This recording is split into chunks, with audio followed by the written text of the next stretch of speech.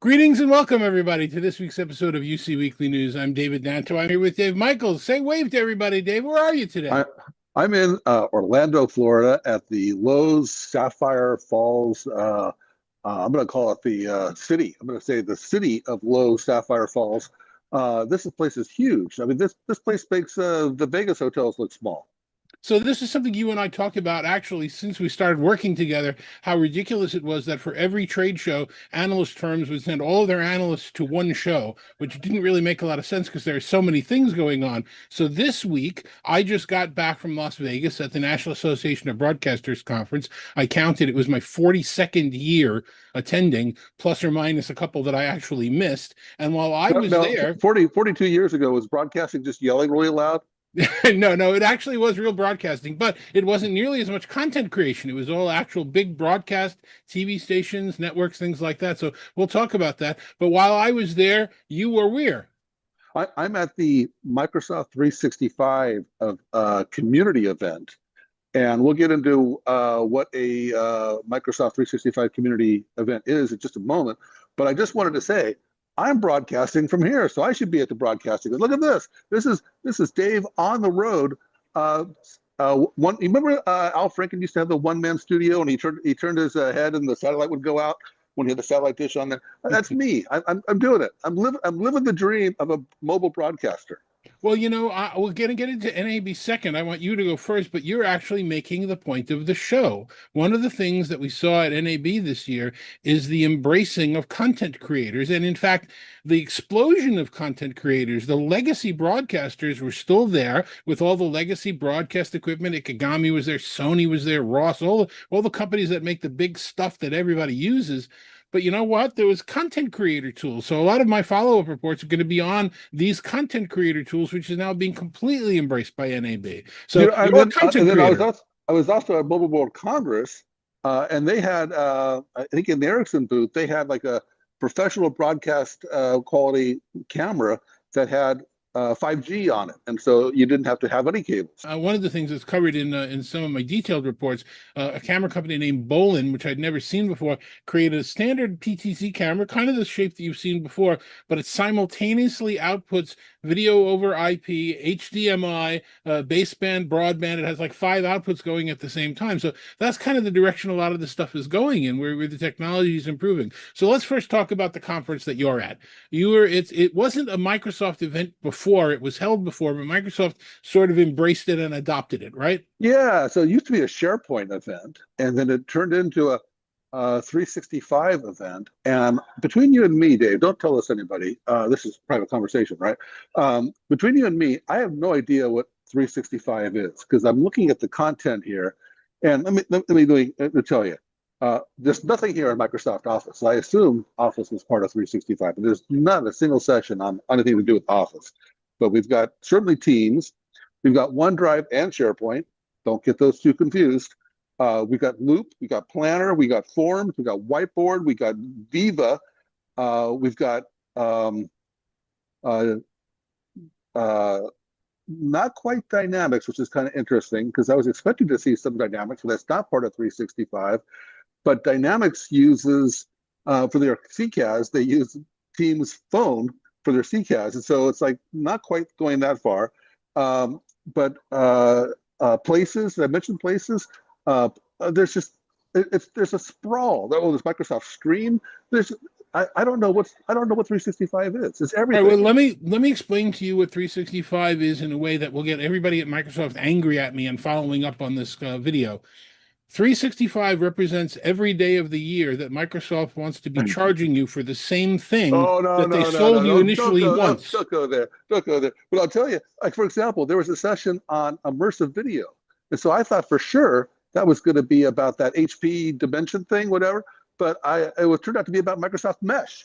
I mean, it's like the list just keeps on going on. And so then, of course, there's the whole Power Platform. But where you went, Copilot, I don't know how many Copilots there are, but there's a lot of Copilots. And then there's Copilot Pro, and then there's 365 Copilot. And so just a lot of different things around Copilot. But that, I would say, AI was, of course, this, you'll find this surprising, David. AI was the overarching theme of this event. Okay. Was Microsoft well represented there, or was it mostly the user community? Well, I guess the answer to that is both. I also learned here that there's more to Microsoft Teams than Ilya. We know Ilya pretty well. I would say he's what I was trying to think of all his roles. He's certainly the chief spokesman. He's certainly the chief social guy. He's the king of MTR, and he's also the chief enforcer. We've run into that before. But it turns out there's like 1,000 people involved in teams. I have no idea, and a lot of them are running the sessions here, and then of course a lot of the sessions are run by the blue shirts, MVPs. It is indeed a community event, and as a result of that, I would say it's extremely. You have no idea when you go to a session how detailed and technical it's going to be, and how high level it's going to be. There's a very diverse audience here. Okay. Did you learn anything news? Was there any announcements at the show? I don't know if there's any actual announcements of the show, but I learned a lot, and there's certainly a lot of interesting things. I think the biggest news, and I have to get this wording right, so I keep on getting it wrong. Co-pilot call delegation was one of the bigger announcements here. It's basically a personal attendant, but it's pretty nice. I've seen two different demos of it, but basically you have a bot answer your personal line, and it can screen calls, it can make appointments, it can do all kinds of things for you, and it can even flip to different languages. And so uh, I think that's a pretty nice feature. They've actually made quite a bit of announcements, but I just don't know how many of them are actually pegged to this actual conference. Mm. Okay. All right. So I'm going to be Mr. Cynical one more time again, since I started getting Microsoft angry with me before. I might as well continue that. Microsoft is very important to a lot of vendors, to a lot of manufacturers, and to a lot of providers of hardware and software and peripherals. I'm assuming that there were any number of them there because they wanted to make Microsoft happy that they were showing up. Well, just like any show, there were a lot of people here that weren't in the expo hall, and then of course there's the expo hall. But again, M365 is a very diverse event, and so like in the expo hall, I saw like Barco, for example. I saw a couple of just a handful of the room vendors, and Cisco's like a sponsor here. Uh, but but it's not a Teams event. Uh, well, I will say though is that Teams got a lot of attention here, and in fact, in the keynotes, it was basically SharePoint and Teams. And I don't know where else you would go if you wanted to catch Teams in a keynote on a main stage keynote. And so this is kind of the Teams place right now. Quite a few Teams partners down there. I saw Matt Landis from he's got a CCAS add-on for Teams. So there are a number of Teams type of partners here. And I asked Matt because there weren't that many CCAS companies here. And I asked Matt, why are you here? And he says, because we care about the Teams community and we're a CCAS add-on for Teams. So it seems like a logical place. But Dynamics wasn't here. And so they're also positioning CCAS as a Teams add-on. So I can't quite figure out the code of who comes and who doesn't, but definitely running into a lot of familiar faces here. So, it sounds to me, and again, I wasn't there, but it sounds like obviously Ignite is no longer a Teams event because it's Copilot, Copilot, Copilot. And clearly the team story, which would have been the center stage at Enterprise Connect, wasn't an Enterprise Connect because Microsoft wasn't an Enterprise Connect. Now, Ilya is going to be doing the keynote at InfoComm in a couple of months. So maybe that will be where he talks mostly about Teams and what Teams is doing. But it sounds like this should be the Teams event, but it wasn't. It sounds like we're still missing an event that's dedicated just for collaboration. Well, I guess that's an interesting way to put it because the way that they're repositioning Teams is basically the same as it always was. And hold on, let me correct myself there. Teams has always been about communications and collaboration. And so really they're redefining communications and collaboration because the workforce is changing. We work with other humans, but we're also going to be increasingly working with our agents. And so Teams is being kind of positioned as a central hub for the workplace of communications and collaboration involving both human and non-human collaborators. So Teams is actually kind of getting a reinvigorated shot on the arm and that's probably why it ended up on the main stage keynote here. Um, but the Microsoft story and the team story is incredibly broad, and I it's wondrous how broad it is. I mean, so at this event, I don't even know how many sessions there were altogether, but you in the app, you can narrow your sessions down by product. So if I put in just Teams in the 3-day event, there were 45 sessions on just Microsoft Teams, and so um, that's a pretty broad, diverse offering. I mean, that's going into calling. It's going into I don't know how many Copilot classes there were, but like I said, immersive with mesh. There's streaming. There's just Teams is really getting. It's almost an operating system at this point.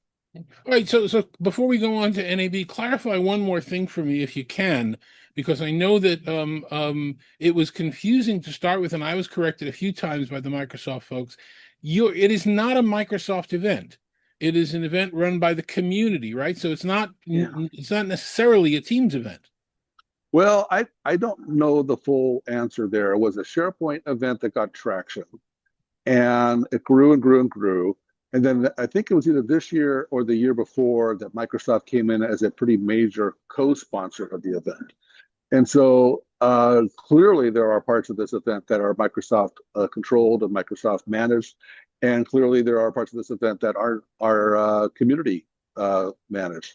I would say that it's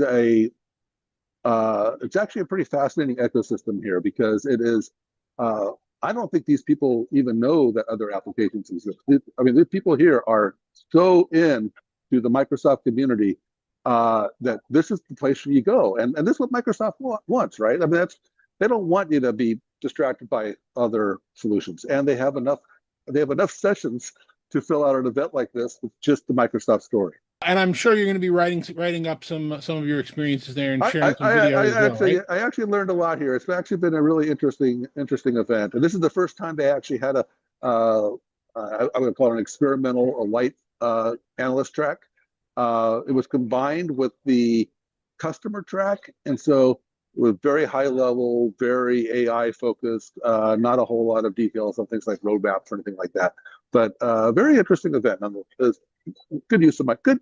I'm glad that I was here. Put it that way. And you told me that there were a handful of analysts there, but I know a lot of the analysts didn't go. So hopefully that's something that they can improve or change later on. It's interesting. It's such a diverse community at this event. I don't know how many analysts were here. I know the analysts that I know, and the analysts that I know tended to be more on the conferencing side of the enterprise communication stuff that we cover. I just attended a session on calling, for example. So there was definitely calling stuff here, but a lot of the pure voice guys weren't here, and the messaging folks weren't here. There were sessions on how to migrate from Slack and things like that, but it was very much a video group that was here.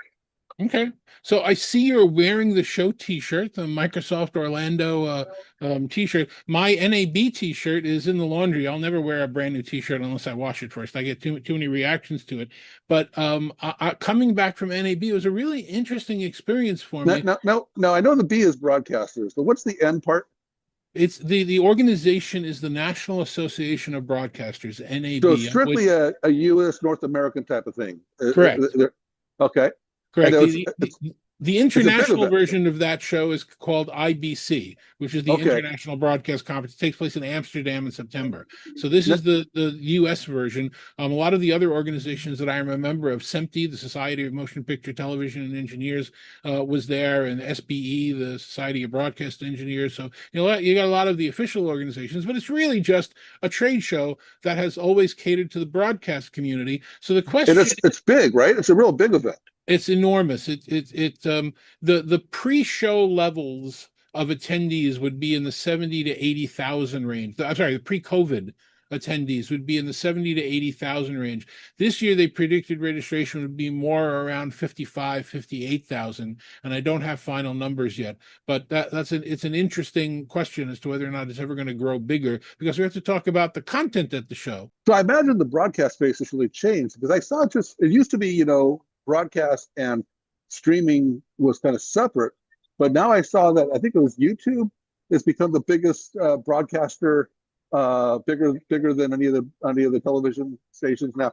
And so was this really like broadcasting as in wireless, or does it matter anymore?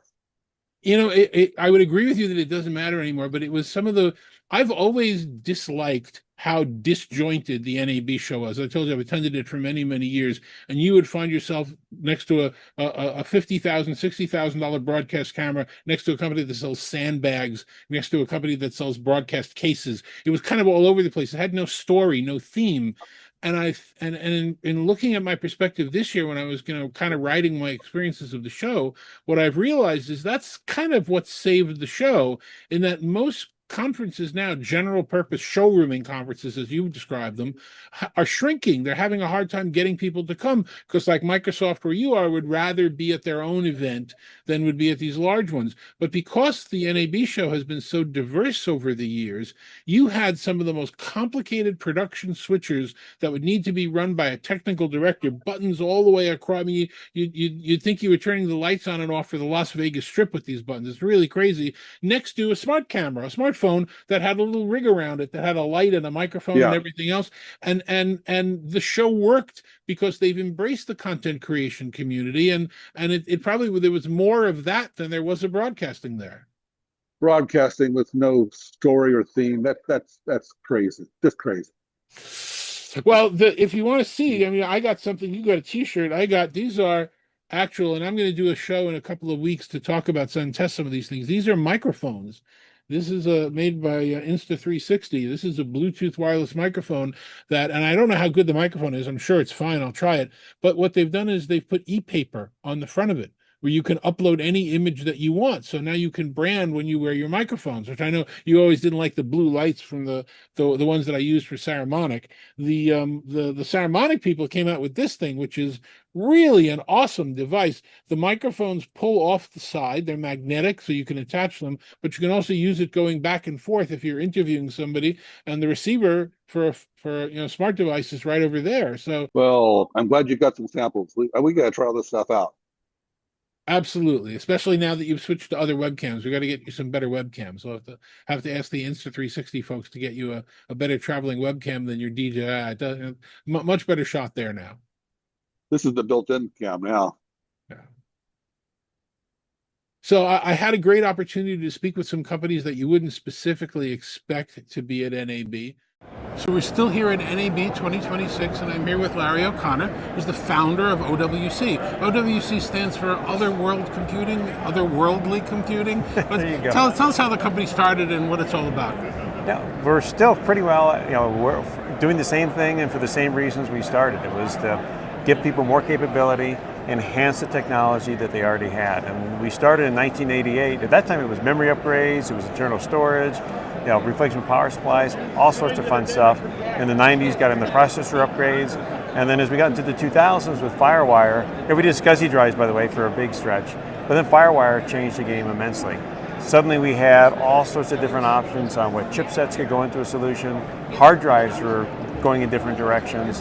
And our customers, many of which were in creative, were experiencing different issues with different brands that were out there. And we were a reseller of some of these brands when you look at the late 90s and the early 2000s. And as we listened to our customers, we understood that there was a little bit of kind of flavor of the week going on, and that's not how professional workflows work. Mm-hmm. And we came into position with storage solutions where we didn't just talk about theoretical interface speeds.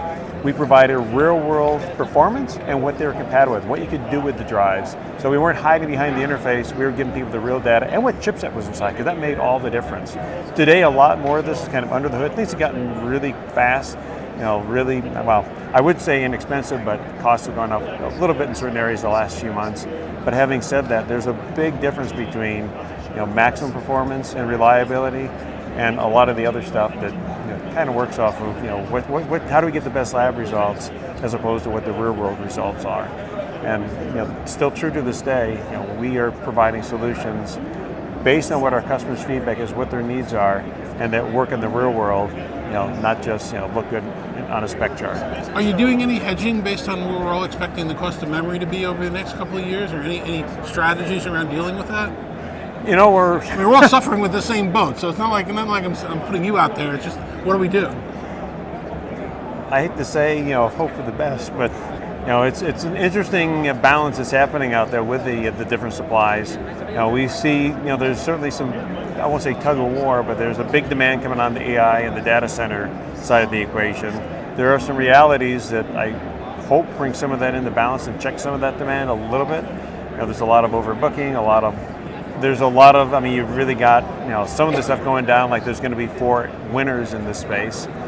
There's all with the same, and that's not really going to be, there's going to be one winner and probably there's also a lot of funny money going on. People are paying people with other people's stock, so one domino falls, we may get some consolidation. It's the next few months are going to be interesting.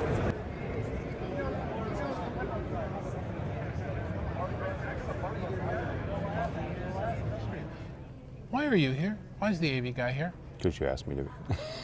No, I asked you to go to CES, and you did. I did. But why are you here at NAB? So there's a couple of things, because the other part of that is you have AVNation's audience, which is primarily IT and AV end users, decision makers. And I cannot tell you how many corporations, companies, sports franchises that are here as the decision maker, the customer, right? So this is Diversified and AVI SPLs and Alpha's customer that are here making those decisions because, well, you've got more and more broadcast gear going into facilities. There are 1,001 stories, but the best one I've got is a pharmaceutical company in New Jersey stripped out, call it 5 conference rooms, and refitted them as a studio. So yeah, those customers, our audience, is coming here. They're using the gear, so we need to be aware of what they're talking about. So let me ask you. I want to pick your brain just on that one. Just peel the onion a little bit more. Mm-hmm. Are they putting in broadcast gear and creating studios, or is the AV gear that's being created nowadays more appropriate for broadcasting, or both? No, both. It's so let's take a couple of instances. If you're going to put in a conference room, you're going to have some sort of PTZ camera that has, a finite glass lens system, right?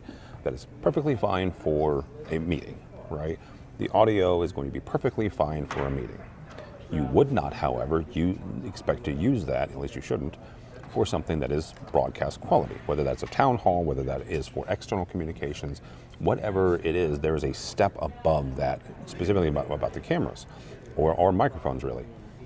And so there are companies that are outfitting complete studios, complete broadcast studios, in order to do internal and external communications because they control the narrative, they control their own story.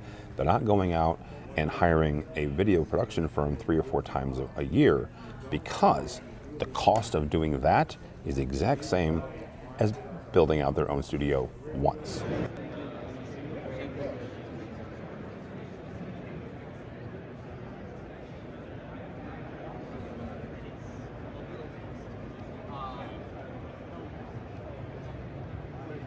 So we're still here at NAB 2026. I'm at the Saramonic booth with Madeline Budd, my friend Madeline. Hi. Madeline Welcome, is actually David. my friend. Madeline is the person who sent us these microphones to use that I've been using for the last year on trade shows. And I've been telling her that I love them because they're not only functional, but they're durable. I can shove them in my pocket, and if I drop one on one side, it still works. Very good stuff. But it's not your newest product, is it? It is not. It's tried and true, but our newest product is the Saramonic Air SE, and this is a $49 system that is a dual system, so it has 2 transmitters, 1 receiver right here, which is USB-C.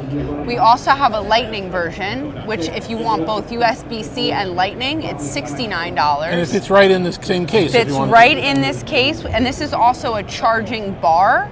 that also doubles as a handheld mic holder. So if you're doing interviews, you can use the microphone like this.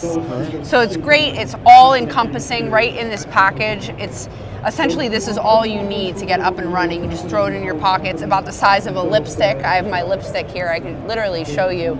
It's about the size of a lipstick, so you can see. But it's just great if you need something on the go, a solution really where you want better audio for your mobile content. It's a great solution. Is it available now? It's available now. You can buy it on Saramonicusa.com, or if you're an international customer, you can buy it on Saramonic.com. And again, this was part of this whole big broad community of things that we're all calling broadcast. So when you say broad community, you're kind of you're tagging our community as broadcast. Yes. One of the things, and this is you and I will have this discussion, and we did online, and I'll have it with other people as well. Only David Maldo yelled at me over this. Everybody else didn't know. Apparently, one of the companies that does broadcast graphics, VizRT, VIZRT. I've known them for 2 or 3 decades. They were one of the companies that helped me do the graphics on the front of the Lehman Brothers building, which is now the Barclays building in Manhattan. So very complicated computing. They've made a software platform that works inside Zoom that lets you do broadcast quality lower third titles inside Zoom, and not just for when you're doing recording. I know Zoom won an Emmy for some of their advanced tools and things like that. Yeah. We're talking about broadcast quality titles just for Zoom meetings. So instead of the little names at the bottom. But it's not just for Zoom meetings. It works with Teams too, doesn't it? This one was just for Zoom.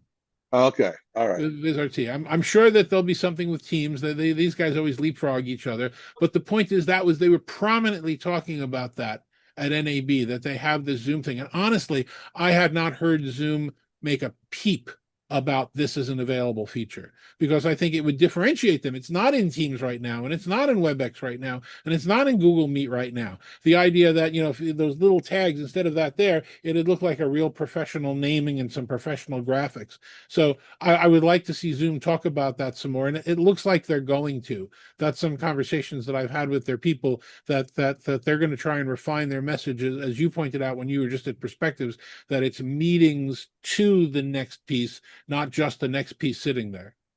So one thing I've noticed is that, 'cause I watch a lot of YouTube interviews, and YouTube podcasters always have a giant microphone and giant headphones. And like I'm talking to you right now in your studio. I don't see a microphone or headphones. And most of our videos, we don't have microphones or headphones that are visible. And so my question is are we doing something wrong, or is the giant microphone and headphones just part of the stuntware? Well, interesting you should say that, because as the audio show that I said I'm going to do, I've just switched over my microphone to this one that the folks at Sennheiser sent me, the Profile USB microphone, which comes with that big rig, and it comes with the big microphone, and it sits in front of you. Honestly, does it sound better when you use one of those big rigs and you're speaking right next to it? Maybe a little. But I don't think it's specifically the microphone. The quality of the microphone is what it is, whatever it is. If you're right, if you're using the physics to be as close to it as possible, you're going to get the best possible pickup, as long as you put some sort of shield in front of it to stop the popping. I'm using this microphone, but I've sort of taken that big arm and I've just sort of chucked it on the other side of the room. I don't really want to have that ego in the picture. I'm using that very same microphone just off camera. You can follow my finger going down, right there is where the microphone is. I don't think I need to brag that I have a microphone here. And the good thing about this one, as opposed to the one I was using before, is it's got a little bit of a gain control, so I can adjust it as I need to go on the fly. So I like the microphone. I don't really need the bendy rig. I don't need to show off that I look like a radio guy. So what you're saying is these podcasters with the big microphones, they're compensating.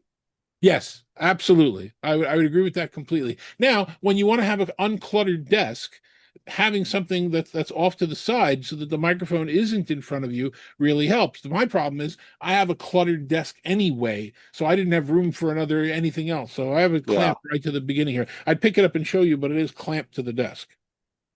Maybe I can hold on. No, I'm sure Sennheiser would be very happy if you unclamped it. Yeah, well, I will for the show. I'm going to be doing an audio show that shows the microphones that I was just showing off, that This thing over here, this is another interesting device that's going to be part of that one, and I'm going to be testing all this.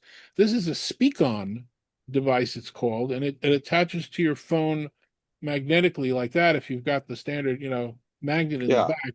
But what this does is it kind of does what an AI engine would do, where if you speak in plain English, like I want to meet with you at 3 o'clock at the Right. doctor's office. Oh, I don't mean the doctor's office. I meant the nurse. Oh, I didn't mean the nurse. I meant the restaurant. When you dictate like that, it'll take it and clean it up into a straight message. I want to meet you at 4 o'clock at the restaurant. So it's an interesting feature. I'm not 100% sure what it does in this hardware versus what it does in its software. So I'm going to kind of play with that. But we're going to try all of these and show it to everybody within the next couple of weeks. It'll be one of my tech perspective shows.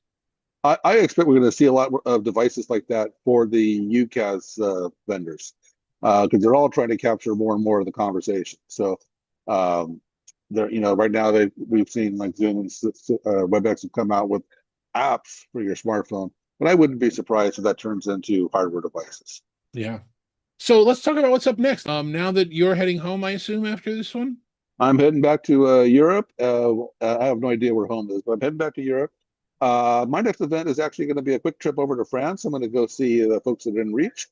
And then I'm going to be grounded. I'm going to be grounded most of the summer. I'm going to take an immersive language class. So they're taking away my boarding passes. Okay. Well, if you can figure out your Schengen zone problems, you should be fine. Well, don't have to figure them out if you don't move. Okay. I'm going to take a little bit of time off in the middle of May. I'm going to finally see the glaciers before they melt. But then after that, I know. But then after that, my big show is going to be Infocom. And the interesting thing about Infocom is I've already heard some amazing news. There's going to be some big breaking news. I don't believe it. I don't believe it. No. Well, I don't want to say I've got a secret, but I've got a secret. So I'm very much looking forward to that show. I did hear that a lot of the display manufacturers, the traditional ones, the Samsung and a few of the other ones, NEC, Sharp, have pulled out of the show. So again, we're hearing more manufacturers that are, watching their bottom dollar, especially with the crazy geopolitical stuff. But, we know that both Cisco and Microsoft are giving keynote presentations there. I'm giving a presentation there. So it's going to be interesting. And there's going to be some pretty big breaking news coming out of Vegas again in June. I leave Vegas, I come back to Vegas. Every time I go, they pull me back in. For political reasons, I'm pulling out of the show. I will not be at Infocom. And that's my excuse for now, but maybe it'll change. Okay, let's see how you feel when you hear about some of this breaking news that's coming up. But anyway, was your time in Orlando worthwhile? Yes, the food was good. Other than the food, was your time in Orlando worthwhile? No, it's amazing. It really is amazing how much stuff is going on within the Microsoft environment that I didn't fully appreciate or understand. There's just so many moving parts. So yes, absolutely. Oh, that's terrific. So you had a good time in Orlando. I had a good time in Las Vegas, and we will chat again the next time something pops up. I did read a note on our show that we did on Mythos. I read a note this morning that Mozilla found 175 flaws in Firefox that they've patched because of Mythos. So they're either bragging about it or it's real. By the way, I'll plug now. We have an upcoming show. I'm not even sure you know this yet, David. We have an upcoming show on Amazon Leo and low Earth satellites. Terrific. You and our buddy again, right? Yes, that's absolutely. We'll get a special guest, Sorrel Slaymaker, to join us on that one. Terrific. Okay. Well, safe travels home, Dave. Thanks very much. And you guys, thanks very much for watching the show as always. I hope you enjoy the clips and everything else that we put together. We'll see you next week.